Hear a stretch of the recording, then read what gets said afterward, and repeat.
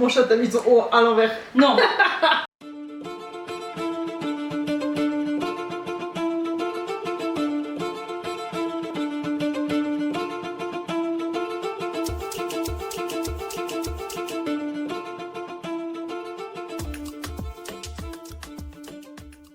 Bonjour, aujourd'hui on se retrouve pour une nouvelle vidéo qui consiste à parler de mes livres en VO, donc en anglais pour la plupart, puisque je ne sais lire que l'anglais finalement.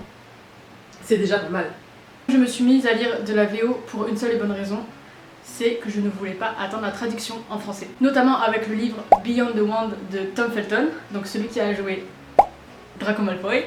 En fait, ça me faisait pas peur de lire en anglais parce que déjà j'avais des bases quand même grâce aux séries que je regardais. Donc en anglais, sous-titré français quand même, pas déconner. Et surtout je me suis dit c'était une autobiographie, donc en fait ça va être de l'anglais parlé, puisqu'il va raconter sa vie, et donc ça va pas être du littéraire anglais, et donc que ça allait pas être difficile à lire. Donc j'ai lu ça et c'était vraiment hyper fluide à lire. Donc je pense même que c'est une bonne idée si vous voulez commencer la lecture en VO, de commencer par une autobiographie. Après je ne pense pas que lire les biographies c'est la même chose, parce que j'ai voulu lire la biographie de Alan Rickman, donc celui qui joue Rogue, et c'était plus compliqué quoi, c'était un peu plus littéraire, et puis on parle pas du même personnage quand même. Ensuite, qu'est-ce que j'ai lu? Du coup j'ai voulu continuer à lire en version anglais, et surtout pour des livres qui n'avaient pas de traduction française. Donc j'ai lu cette petite beauté qui n'est pas si fine, Poppy War. Poppy War, que si vous voyez bien, il y a un marque-page. Tu peux nous dire depuis combien de temps tu ne l'as pas lu? Combien de temps tu l'as commencé? Il y a moyen que ce soit il y a genre 5 mois. Ouais. Mais c'est dur Mais c'est... moi... Non, mais j'adore, mais c'est vrai que pour lire anglais, il faut être hyper concentré déjà. Oui, c'est sûr que ça demande beaucoup plus de concentration dans la lecture, et puis il faut traduire toi-même dans la tête en fait, donc c'est ça qui est un peu plus compliqué. C'est un travail, je trouve, de fou. Mais c'est pas une lecture qui repose quoi, comparé voilà, au français.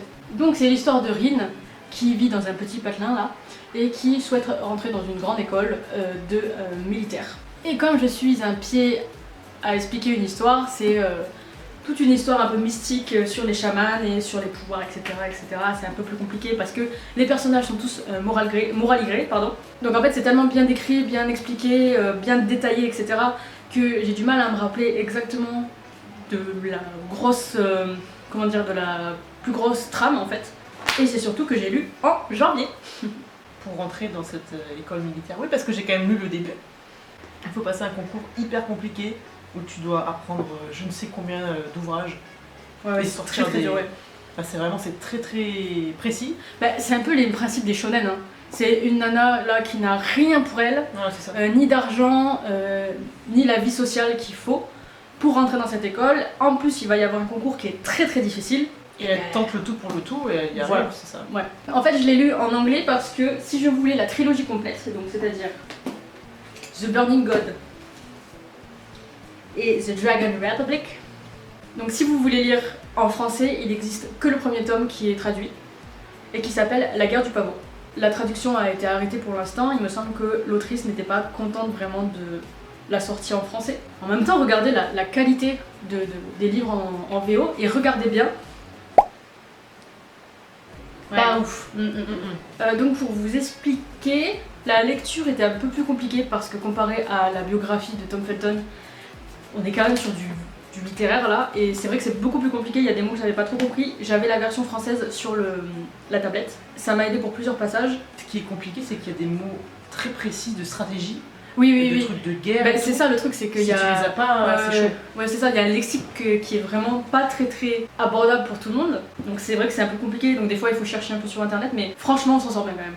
Oui, franchement ça voilà. Ensuite, donc j'avais lu The Love Hypothesis, pour ceux qui m'ont sur Instagram savent à quel point ce livre m'a déçu.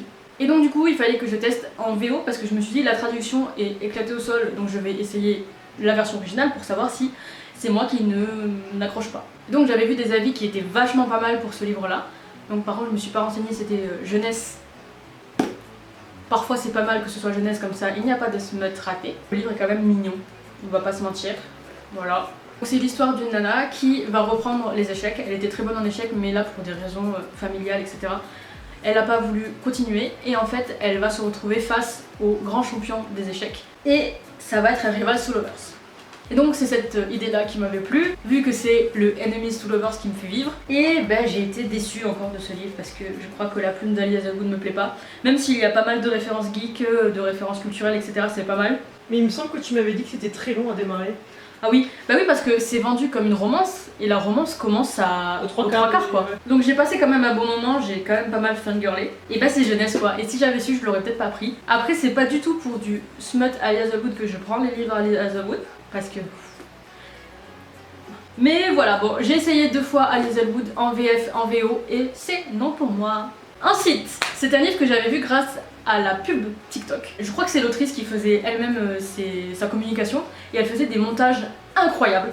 Genre elle mettait par exemple Enemies to Lovers dans un mixeur, bagarre, badass girl, et en fait après elle mixe et elle sort le livre. Si je vous retrouve le TikTok, je vous le mets.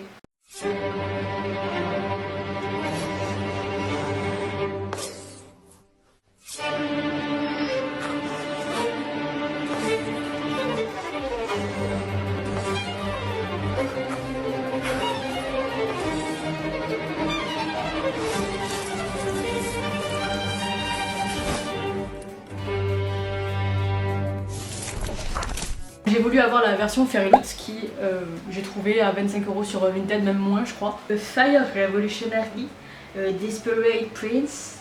Together they will face the storm or be swept away. Donc celui-là je l'ai pas lu et je pense que maintenant, mis à part le livre que je lis en ce moment, c'est que des livres que je n'ai pas lus.